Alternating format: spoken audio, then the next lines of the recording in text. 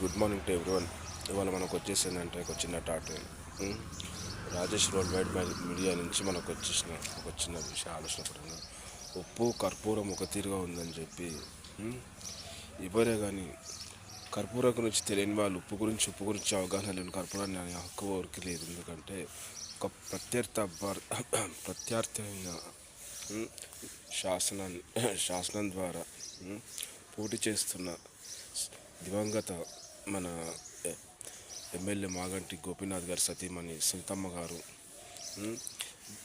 జూబ్లీహిల్స్ శాసనసభ 61 సంఖ్య నుంచి పోటీ చేస్తున్న సంగతి విదితమే. కాబట్టి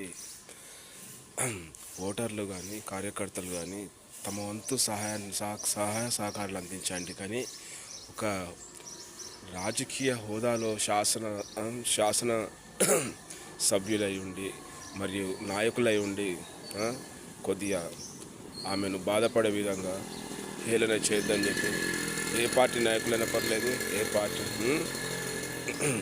లీడర్లు అయినా పర్వాలేదు, ఎవరైనా పర్లేదు, ఒక మహిళా మనిషి పోటీ చేస్తుంది. కాబట్టి మనతో ఎంత సానుకూలం ఇద్దాం.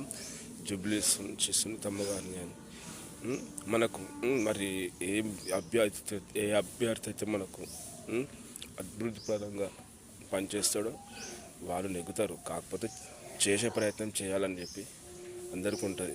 కాబట్టి ఈ మహిళా పట్ల కానీ మరి ఏ అభ్యర్థున్నా కానీ హేళన చేసి మాట్లాడొద్దని చెప్పి మనవి చేసుకుంటున్నాను.